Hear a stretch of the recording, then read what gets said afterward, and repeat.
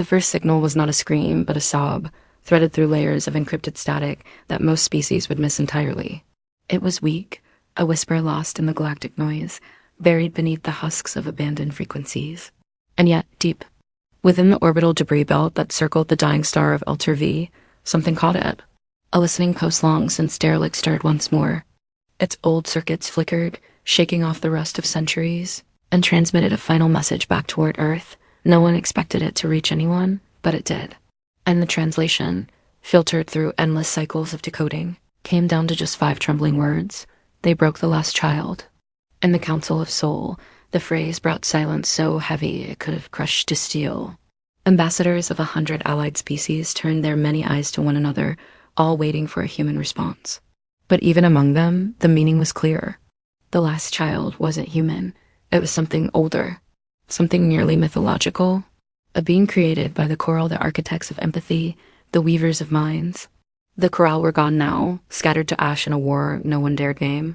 And the last child had been their legacy, their gift to a violent galaxy, a creature of peace, a song in the shape of a soul. And now it was broken. Only one ship volunteered to go. Not a war frigate, not a diplomatic envoy. Just a small, aging cruiser painted in scuffs and burn marks from hundreds of rescue missions, the Dandelion, manned by one human and an old AI, who once fancied itself a poet. Its pilot was not a hero. She was a medic retired, burned out, running from grief she refused to name.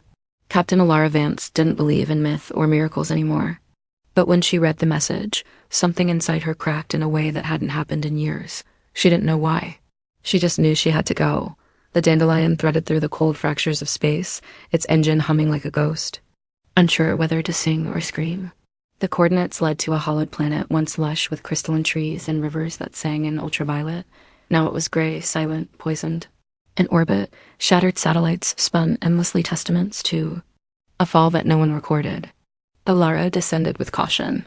Her boots touched ash where petals once bloomed. And then she heard it dot. It was not a sound made for ears. It was an ache, a pressure behind her eyes, like sadness trying to remember how to be a voice. It led her through valleys of collapsed towers and dead songbirds until she reached the epicenter, a crater ringed by glass bones. And at its center, something stirred. It was small, curled like a fetus, glowing faintly with pulses of blue-white light that shimmered like tears caught in starlight. Woven around it were filaments, some organic, some technological, all fused. In pain, she knelt beside it. Her breath caught. The child, if this was it, was barely alive. Its aura flickered, thin as spider silk, and its body trembled not from cold, but from terror rooted so deep it rewrote the ground around it. Its skin was not skin, but light woven into patterns her mind couldn't name. And as she reached out, not touching, just offering the being flinched, she stopped, waited. And in that stillness, in that ragged moment where nothing else existed, but their shared breath and brokenness, Elara whispered, "It's okay. I'm not here to hurt you." The child didn't move. But something shifted. Not trust, not yet. Just a pause in the fear. A moment of maybe. A second where the universe held its breath. That was how it began. Not with glory or guns or grand speeches, but with the softest kind of promise. "I see you. I won't leave." Asterisk, Elara stayed beside the crater for hours, saying nothing more. She didn't try to speak again. She didn't reach out. She just sat there in the ash, her knees folded beneath her, arms wrapped around herself, not to protect, but to show she held no threat. The sky above was the color of bruised bone, the sun weak and flickering like a candle in a dying breath. Around her, the wind moaned through broken metal trees, but she didn't hear it anymore. Her world had narrowed to the trembling glow in the crater's heart. The last child, a being crafted to feel everything, and now drowning in too much pain. When she finally moved, it was slow, deliberate. She reached into the side pouch of her suit and pulled out a small object, nothing more than a cloth-wrapped bundle. With care, she unwrapped it to reveal a thermal nutrient pack. She placed it on the ground gently, not too close, and tapped the activation patch. A soft warmth rose into the air, releasing a gentle, bread-like scent. Not food, not really, but the illusion of comfort. She pushed it forward, then leaned back again. "You probably don't eat like us," she said softly, "but maybe the warmth will help." Still nothing, but the flickering slowed, a little. And that was enough to give her hope.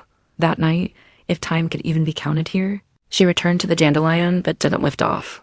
She set up camp at the crater's edge, shielding them both from the bitter winds with a fold-out shelter. Her AI Vesper murmured through her earpiece, voice like velvet dipped in memory. You know, this could be a trap, Elara. It might not. Even be the child. It's not a weapon, she whispered. If you could have felt what I did, I feel what you feel, Vesper replied. You made me that way. A long silence passed. She closed her eyes, not to sleep, but to remember how it felt to care. How long had it been? Since the last refugee ship she failed to reach in time? Since the loss of the girl on New Brighton? Who bled out in her arms because there weren't enough supplies? Since she stopped believing anyone could be saved? When dawn crept across the sky like a wounded animal, she returned to the crater. The nutrient pack was gone. No crumbs, no trace, just an absence where once it had been. And the child was watching. Her now, not moving, not speaking, but watching. Its eyes, or what passed for them, were pools of shifting color. Like oil on water, like sadness learning how to hope. She smiled gently. Hey, I'm Elara. She placed her hand on her chest. Elara, you? The being tilted its head, a slight twitch, as if confused by the question. Then slowly, hesitantly, a thread of soundless song drifted into her mind. It wasn't words. It was a feeling. A memory, laughter, firelight, loss, alone too long. And, beneath it all, a name like wind through feathers, Selinari. Elara blinked back tears.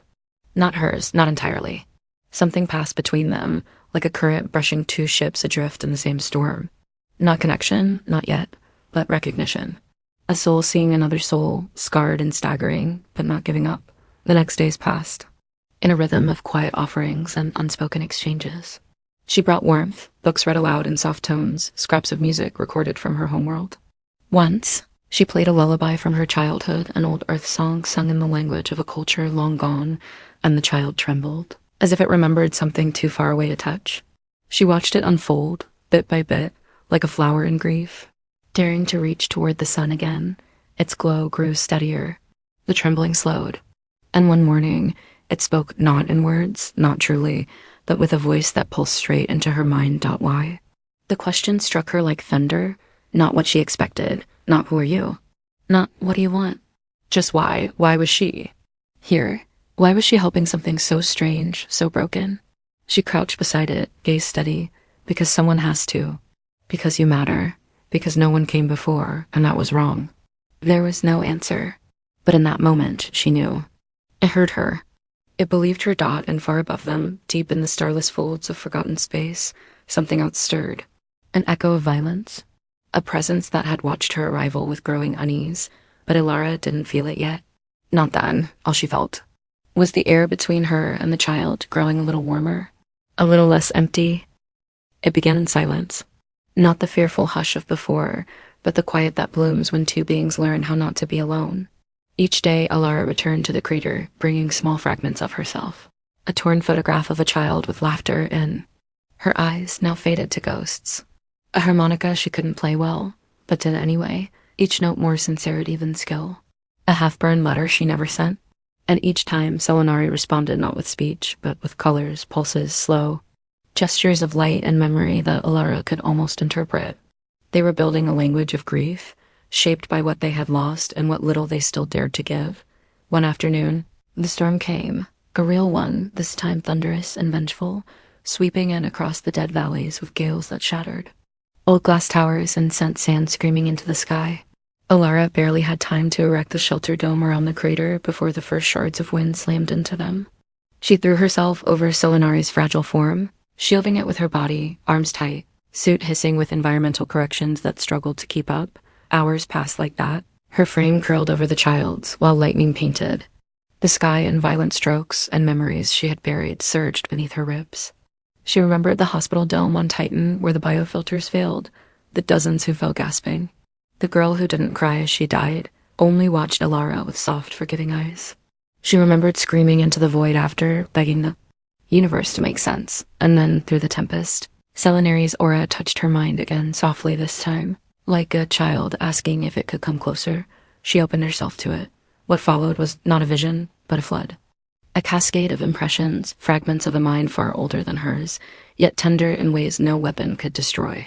She saw the Corral not as gods, but as caregivers, artists of the soul.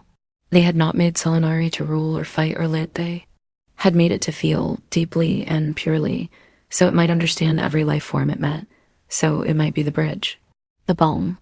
And in their final days, when the dark came, when they were hunted not for what they did, but for what they made, Selinari had watched them fall, watched them burn, and worse, felt each death as if it were its own. That was the curse of being made from empathy. The pain of others was never just observed. It lived inside.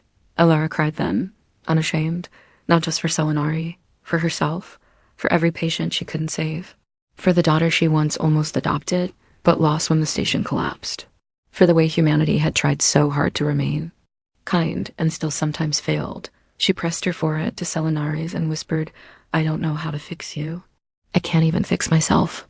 But the child's glow pulsed warm against her skin, and in that warmth came a return flow of emotion recognition, resonance, something she couldn't name but felt down to her bones. Not forgiveness, not comfort, just companionship. As if Selinari had seen the shape of her suffering and wrapped it gently in its own. The storm faded by dawn, leaving the world glass-slick and still. Elara's suit was torn in 3 places. Her pulse was irregular, but she smiled as she sat beside Selinari, who now floated above the crater floor, its form stronger, brighter, still fragile, still haunted. But rising, she reached into her pocket and pulled out a folded scrap of music paper, not digital, inked by hand.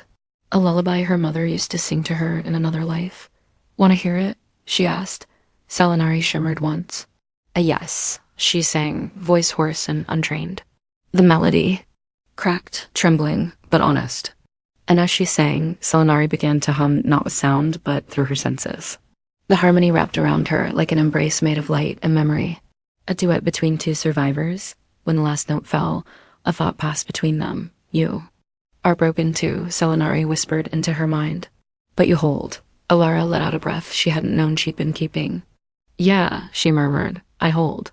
And for the first time in what felt like a century, she didn't feel alone in the holding dot above them. The stars kept watch, but deep beyond their light, in the places where silence had teeth, something else stirred Dot, watching Dot, waiting, Dot terrified Dot, because if the last child was healing, if it had found hope, then all the nightmares that had tried to kill it might find their sleep disturbed again.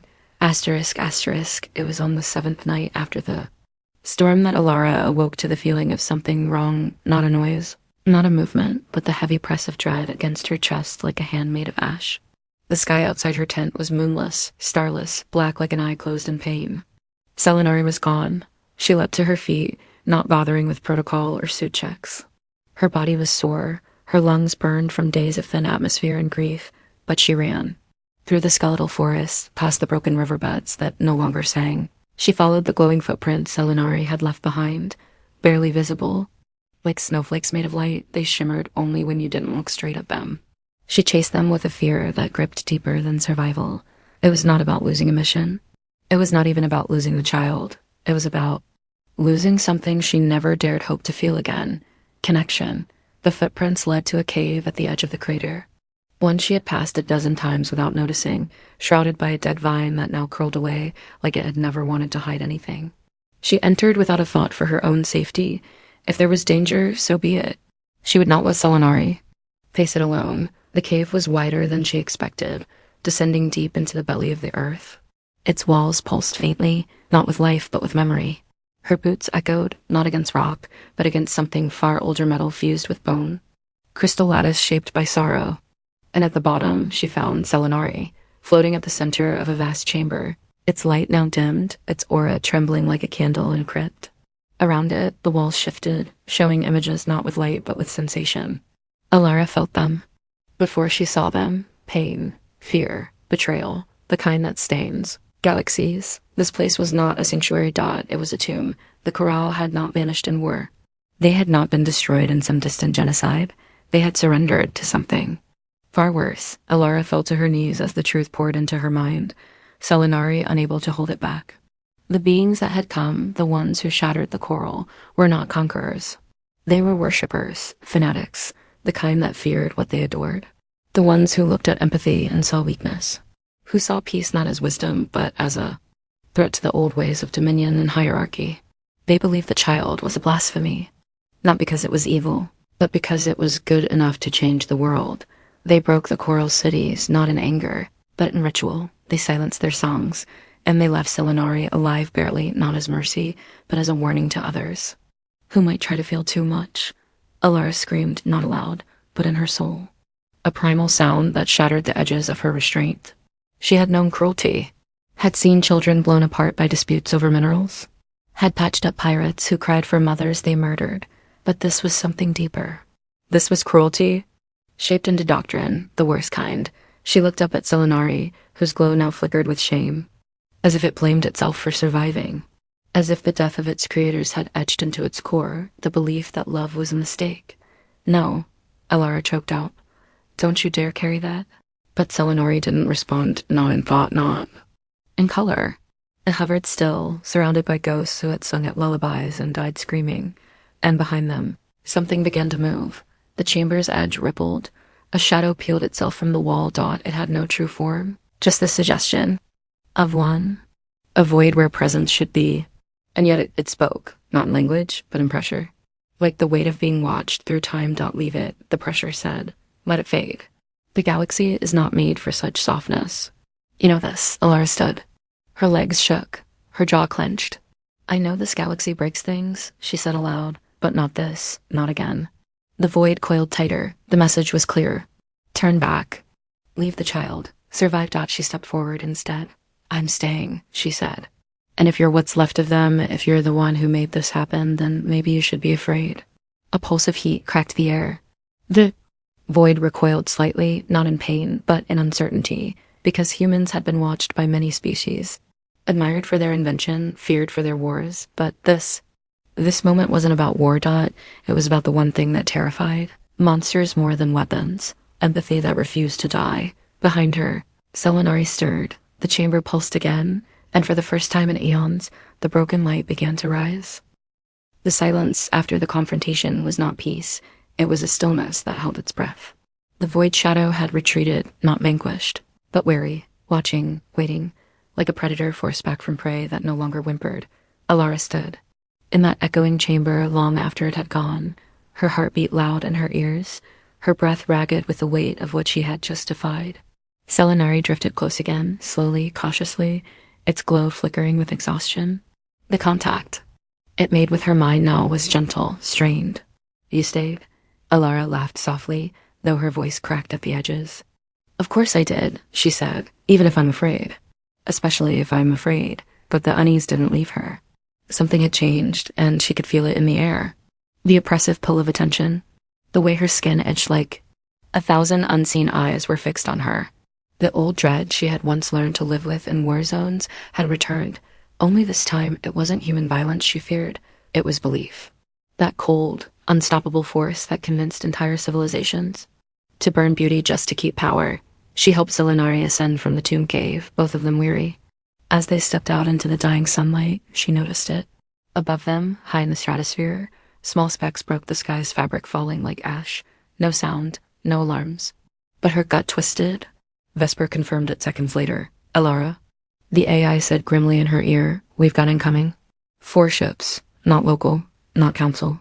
Minimal communication signals, but the ones I can decrypt match the ancient encryption formats found in the tomb. Elara's blood went cold. They followed the signal. They've come to finish what they started. She looked at Selinari, whose form dimmed again as if folding inward in fear. We have to move. Back aboard the Dandelion systems. Flared to life in protest. The ship wasn't made for combat, barely made for travel anymore. It was old, patched together with love and stubbornness, not firepower. But she didn't hesitate. She sealed the child into the medical cradle, reinforced its stasis field manually, then slammed the override to launch. The ship trembled, broke through the atmosphere like a scream through glass, and reached the void just as the attackers dropped out of FTL. They were unlike anything she had seen up close, ships sculpted from bone metal alloys, smooth as thought, powered by principles humanity had only touched in theory. They didn't open fire immediately. Instead, one transmitted a single image to her. Nav-Selena Ri. Caged. Drained. Destroyed. Below the image were 3 words etched in pulse code. Return the aberration. Elara swallowed the bile in her throat. Vesper, how long until we can jump? 13 minutes to charge. But we won't survive that long unless we run silent and hope they hesitate. She looked to the medbay where Selenari's light dimmed in stasis, flickering weakly, as if sensing the threat. The cradle scanner showed stress patterns, its emotional core unraveling under the weight of memory. Being near them again, it was hurting the child Dot, and that was when the worst decision presented itself, not one of surrender. No, that was never an option, but the ship Dandelion had one emergency protocol that hadn't been used in over a decade. A split drive ignition. A suicidal burst of engine overload that could tear a hole in local space and send a payload or passenger far beyond detection, only enough power for one. She could send Selenari, or she could stay with it and die here. Idea sickened her Dot to send this fragile, recovering being into the dark again, alone. But staying meant the monsters might get their hands on it once more if the detonation failed. She had to choose. Fast out her fingers hovered over the control. Selenari's mind brushed hers weakly, not pleading. Just offering, I will go. If you ask. But I fear alone, that cracked her in two. I'm not asking you, she whispered. Not again. You've been asked to sacrifice too much. She stared at the console. Every memory of every life she failed flashing behind her eyes, and then she made her choice. She transferred the jump coordinates. Remote coded the cradles. Launch shell. Set the engines to full burn. You're not going alone, she said. I'm coming with you. Vesper's voice trembled. You know what that means? Yeah, Elara replied. It means they don't get to win. In the seconds that followed, the Dandelion became a comet. Engines flared. Enemy ships reacted, but too late. The child's cradle shot like a bullet through the tunnel of light, Elara beside it in the pilot's seat, holding on to the last fraying thread of faith she had left, because sometimes survival isn't about who has the strongest weapons. Sometimes it's about who refuses to abandon the broken, even if it costs them everything. Asterisk. The transit between stars should have been cold and featureless, a blur of stretched time and folded space, but this time it burned. Not physically. Not through temperature or gravity, but through memory. The split drive wasn't designed for sentient passengers. It tore at thoughts. It clawed through old scars. It made Elara feel as if her very self were being scraped against. The underside of eternity. The cradle protected Selenari from the worst of it, barely, but Elara had no such shield. She clenched her jaw, blood rising to her ears. Flashes of her past slamming against her senses in quick succession, the broken bones of patience she failed. The girl with the silver hair who had called her mom only once before the dome. Cracked, the endless nights with no one to hold Dot, she thought she might die from it. But then, amid the chaos, Selenari reached out again, not physically, not even in thought, but with presence.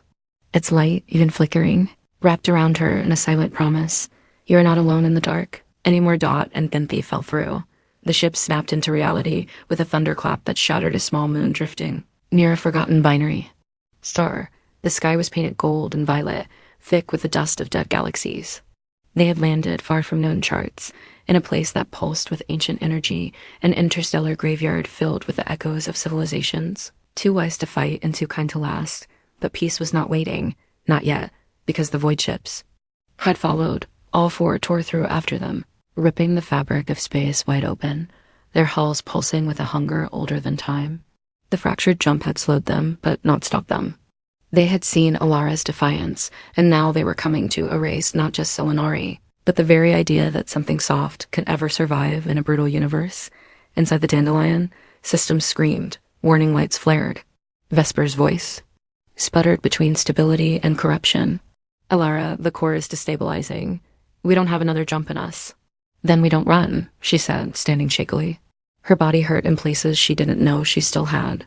Her bones ached with cosmic frostbite, but her heart beat like a war drum. The enemy ships encircled them. A voice came again, not spoken, not broadcast, but felt. A voice made of cruel consensus. Return the aberration. It is not meant to heal.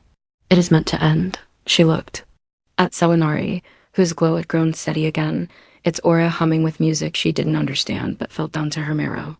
The child hovered beside her now, no longer curled in fear, but tall, strong, impossibly radiant. Its light reached out not as weapon, but as question. Should we fight them? Elara placed a hand over its form. No, you don't become them. That's what they want. You keep being who you are. I'll do the rest. And then she walked to the console and armed the last defense mechanism the Dandelion possessed. A relic, an illegal one. A pulse drive woven with emotion-encoded data and experimental human invention. It didn't destroy with power, but with truth. A blast of raw psychic imprint built from memories, from love, from grief, from empathy. A wave of what it meant to be human. They never got to test it, but she was about to dot as the enemy ships powered their weapons. Elara opened the feedback loop and let the machine dive into her mind, drawing from every scar, every hope, every soft thing she had ever tried to hide. And in that moment, she offered herself fully, not as a soldier, not even as a medic, but as someone who refused to let love be erased again. The blast detonated outward, not fire, not radiation, but emotion. Pure, unfiltered humanity in all its contradictions. The kindness and the rage, the forgiveness and the guilt. The memories of holding a stranger's hand while they died. The dreams she'd once had of becoming a singer. The pain of waking up, alone for years, yet still leaving the door unlocked, just in case someone ever came back.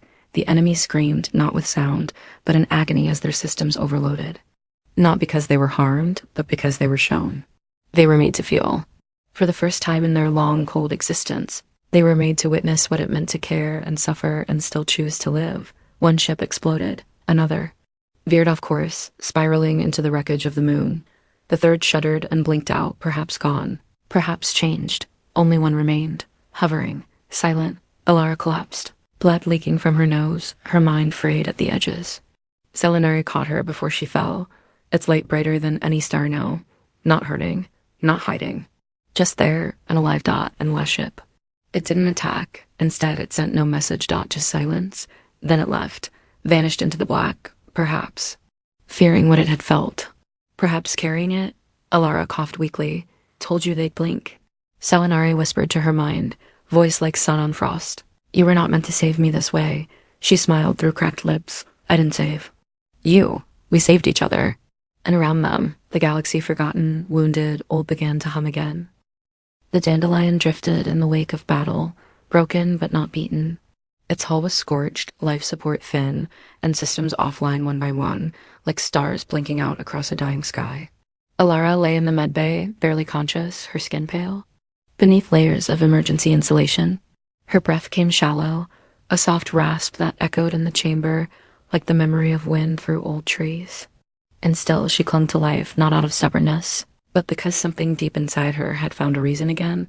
Selinari sat beside her, not with hands, but with presence. Its light flickered now in time with her breath, a mimicry born. Not from mimicry, but from bond. It had never understood humans before, not truly.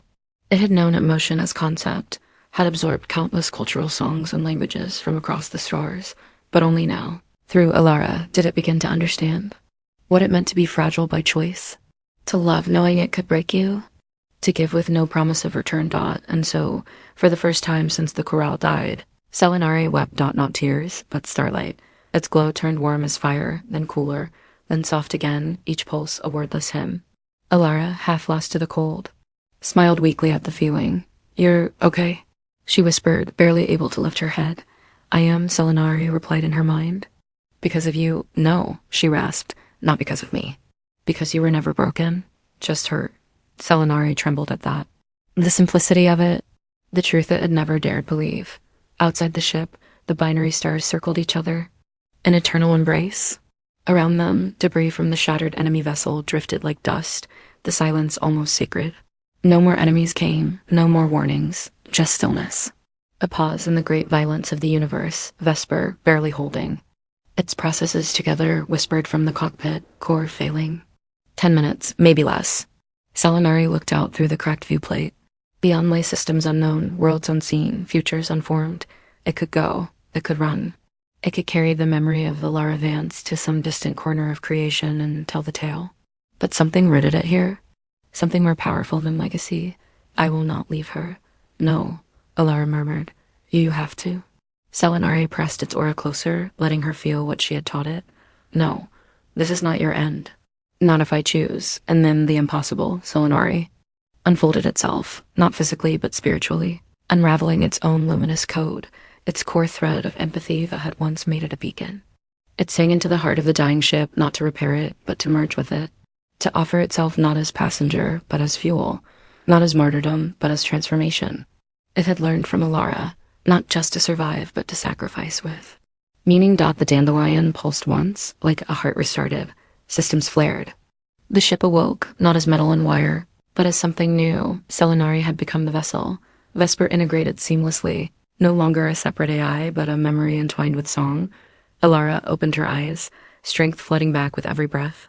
Around her, the ship glowed in soft light, alive in a way no human ship had ever been. And she understood. Selenari had not saved her. Instead of itself, it had chosen to become something more. With her, where to? She asked, voice steady now. Every panel of the ship shimmered gently. Anywhere. Then let's go show the stars what love can build. They left the graveyard behind. Left the ruins, the shadows, the hate. Not to forget, but to carry the story. Forward, across galaxies, they would travel doctor and child, soul and steel. Not with weapons, not with conquests, but with songs and stories and stubborn hope. They would find the broken and the lost. The ones hiding in their pain. And they would say, together, you are seen. You are not alone. We stayed, you can too, and so the most terrifying thing in the galaxy became not a weapon, not a fleet, not even vengeance. It became kindness that survived cruelty. It became love that would not bend. It became human. And the stars, long, cold, and quiet, blinked just a little. Brighter in their wake,